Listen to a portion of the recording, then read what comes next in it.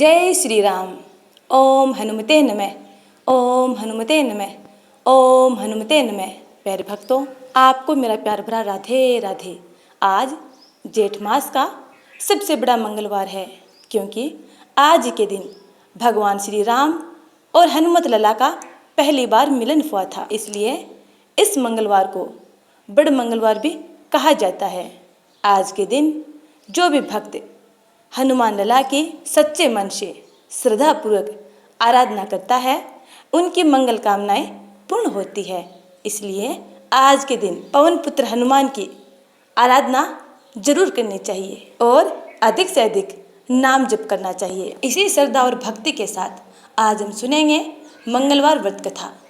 कथा शुरू करने से पहले यदि आपने चैनल को सब्सक्राइब नहीं किया है तो सब्सक्राइब कर बेल आइकन को याद से दबा लीजिएगा, ताकि इसी प्रकार की कथाओं के नोटिफिकेशन आप तक टाइम पर पहुंचते रहें। तो आइए प्रेम पूर्वक, भक्ति पूर्वक, श्रद्धा पूर्वक हनुमान लला का ध्यान करते हुए कथा को श्रवण पान करते हैं। व्यास जी ने कहा, एक बार नैमिषारण्य तीर्थ में 80,000 मुनि एकत्र होकर पुराणों के ज्ञाता श्री सूत जी से पूछने लगे, हे महामुने, आपने हमें अनेक पुराणों की कथा सुनाई है।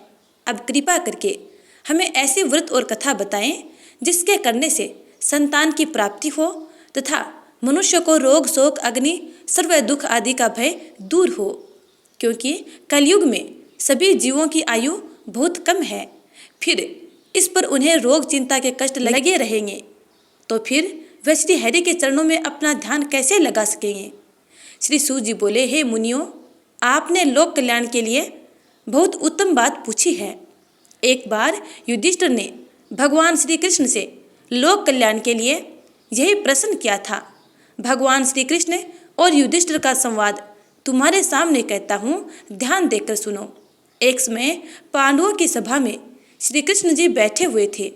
तब युधिष्ठिर ने भगवान श्री कृष्ण से प्रश्न किया, हे प्रभु नंदनंदन गोविंद, आपने मेरे लिए अनेकों कथाएं सुनाई है। आज आप कृपा करके ऐसा व्रत या कथा सुनाएं जिसके करने से मनुष्य को रोग चिंता का भय समाप्त हो और उसको पुत्र की प्राप्ति हो। हे प्रभु, बिना पुत्र के जीवन व्यर्थ है। पुत्र के बिना मनुष्य पितृ ऋण से छुटकारा नहीं पा सकता, अतः पुत्रदायक व्रत बतलाएं।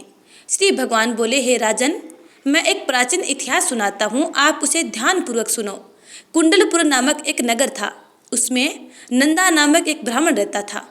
भगवान की कृपा से उसके पास सब कुछ था, फिर भी वह दुखी था। इसका कारण यह था कि ब्राह्मण की स्त्री सुनंदा के कोई संतान नहीं थी। सुनंदा पतिव्रता थी, भक्तिपूर्वक श्री हनुमान जी की आराधना किया करती थी। मंगलवार के दिन व्रत करके अंत में भोजन बनाकर हनुमान जी को भोग लगाने के बाद स्वयं भोजन करती थी। एक बार मंगलवार के दिन ब्राह्मणी घर के कार्य की अधिकता के कारण हनुमान जी को भोग न लगा सकी, तो इस पर उसे बहुत दुख हुआ। उसने भी कुछ नहीं खाया और अपने मन में प्रण किया कि अब तो अगले मंगलवार को ही हनुमान जी का भोग लगाकर अन्न जल ग्रहण करूंगी। ब्राह्मणी सुनंदा प्रतिदिन भोजन बनाती, श्रद्धापूर्वक पति को खिलाती, परंतु स्वयं भोजन नहीं करती और मन ही मन श्री हनुमान जी की आराधना किया करती थी। इसी प्रकार 6 दिन गुजर गए और ब्राह्मणी सुनंदा अपने निश्चय के अनुसार भूखी प्यासी निराहार रही।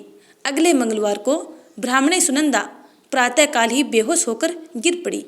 ब्राह्मणी सुनंदा की इस असीम भक्ति के प्रभाव से श्री हनुमान जी बहुत प्रसन्न हुए और प्रकट होकर बोले, सुनंदा, मैं तेरी भक्ति से प्रसन्न हूँ, तू उठ और वर मांग।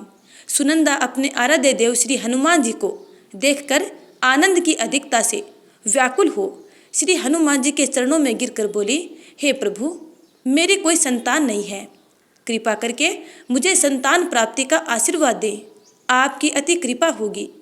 श्री हनुमान जी बोले, तेरी इच्छा पूर्ण होगी, तेरे एक कन्या पैदा होगी, उसके अष्टांग प्रतिदिन सोना दिया करेंगे।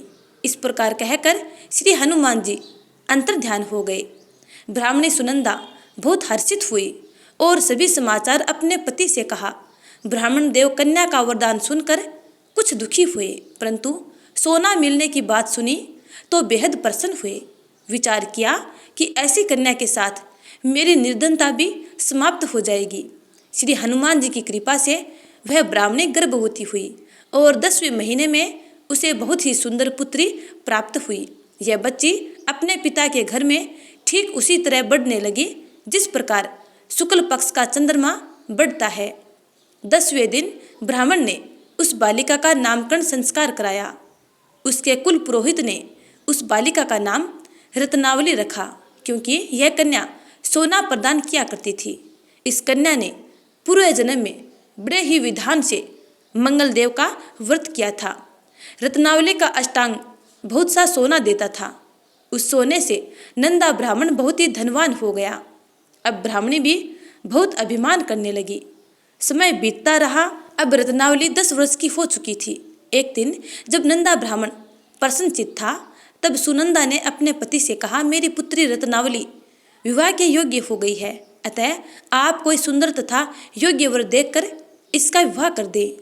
यह सुन ब्राह्मण बोला, अभी तो रत्नावली बहुत छोटी है।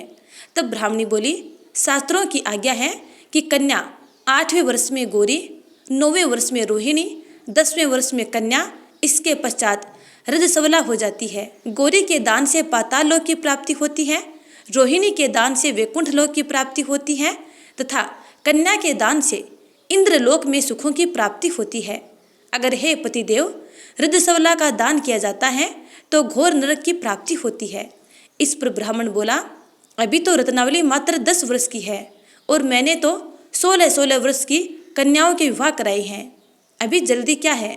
तब ब्राह्मणी सुनंदा बोली, आपको तो लोभ अधिक हो गया है, ऐसा लगता है। शास्त्रों में कहा गया है कि माता पिता और बड़ा भाई रजस्वला कन्या को देखते हैं तो वह अवश्य ही नरकगामी होते हैं। तब ब्राह्मण बोला, अच्छी बात है, कल मैं अवश्य ही योग्य वर की तलाश में अपना दूत भेजूंगा।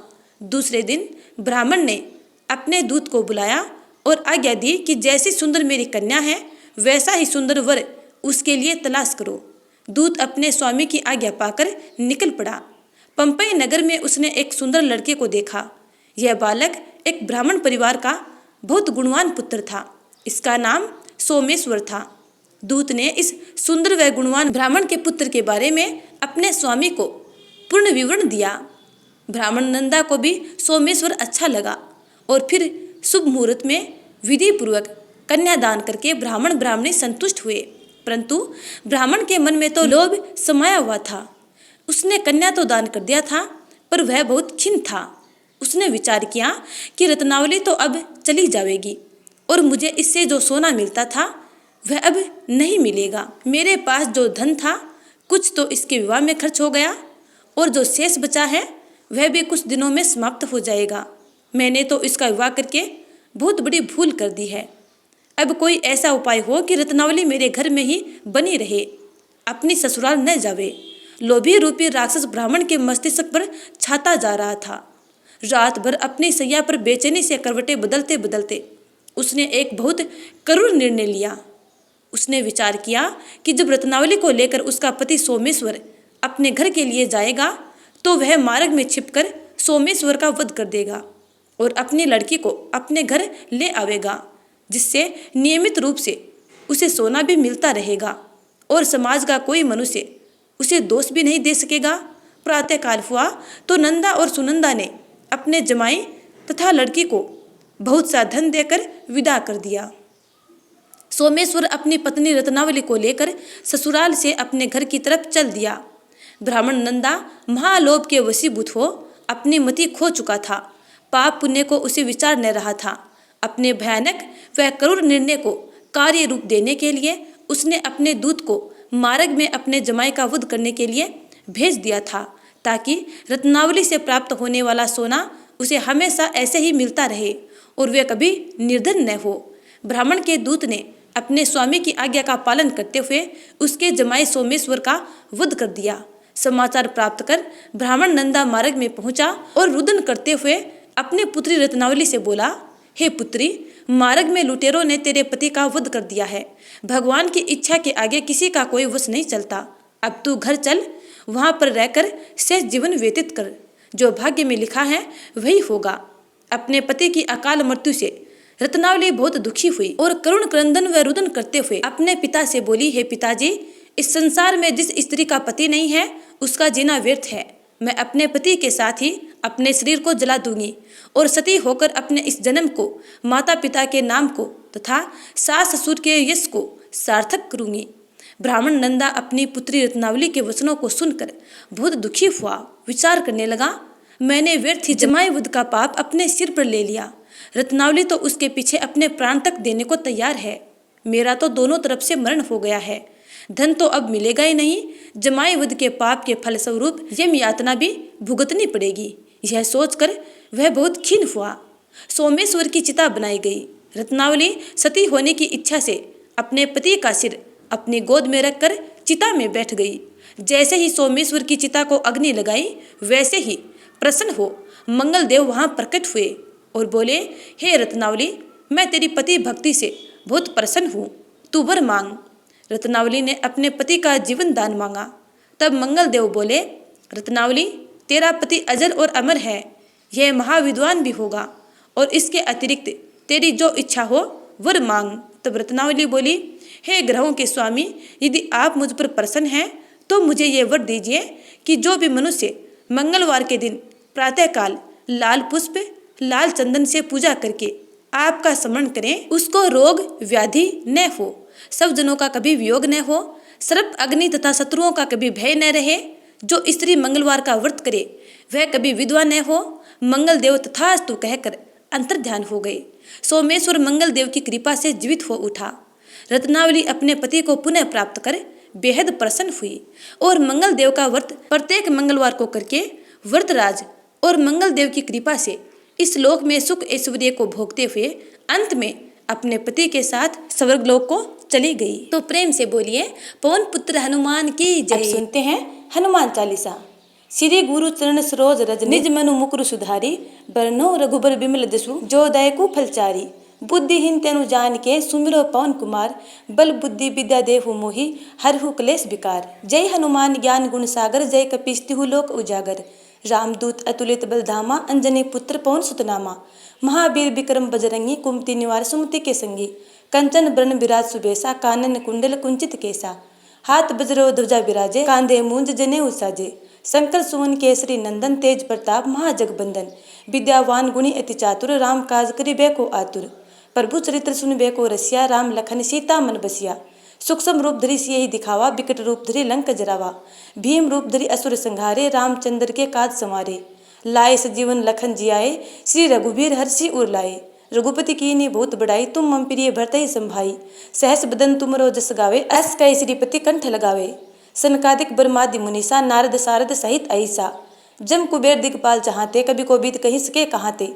तुम उपकार सुग्रीव कीना, राम मिलाए राजपद दीना। तुमरो मंत्र विभीषण माना, लंकेश्वर भय सब जग जाना। जुग सहस्त्र जोजन पर भानु, लील्यो ताहि मधुर फल जानू। प्रभु मुद्रिका मेली मुखमाई, जल्दी लांग गए अचरज नाई। दुर्गम काज जगत के जेते, सुगम अनुग्रह तुम रहते थे। राम दुआरे तुम रखवारे, होत न आज्ञा बिनु पैसारे। सब सुख लहे तुम्हारी सन्ना, तुम रक्षक काहू को डरना। आपन तेज सम्हारो आपे, तीनों लोग हाँपते कापे। भूत पिशाच निकट नहीं आवे, महावीर जब नाम सुनावे। नासे रोग हरे सब पीरा, जपत निरंतर हनुमत बीरा। संकट ते हनुमान छुड़ावे, मन क्रम वचन ध्यान जो लावे। सब पर राम तपस्वी राजा, तिनके काज सकल तुम साजा। और मनोरथ जो कोई लावे, सोई अमित जीवन फल पावे। चारों जुग प्रताप तुम्हारा, है प्रसिद्ध जगत उजियारा। साधु संत के तुम रखवारे, असुर निकंदन राम दुलारे। अष्ट सिद्धि नौ निधि के दाता, असबर दीन जानकी माता। राम रसायन तुमरे पासा, सदा रहो रघुपति के दासा। तुमरे भजन राम को पावे, जन्म जन्म के दुख बिसरावे। अंत काल रघुबरपुर जाई, जहाँ जन्म हरि भक्त कहाई। और देवता चितना धरई, हनुमत से सर्व सुख करई।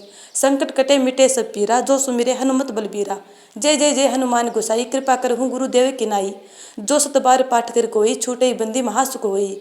जो ये पढ़े हनुमान चालीसा, होय सिद्धि साखी गोरीसा। तुलसीदास दाहरी चेहरा, कीजे नाथ हृदय मह डेरा। पवन तनय संकट हरण, मंगल मूर्ति रूप। राम लखन सीता सहित, हृदय बसहु सुरभूप। जय श्री राम। पवन पुत्र हनुमान की जय।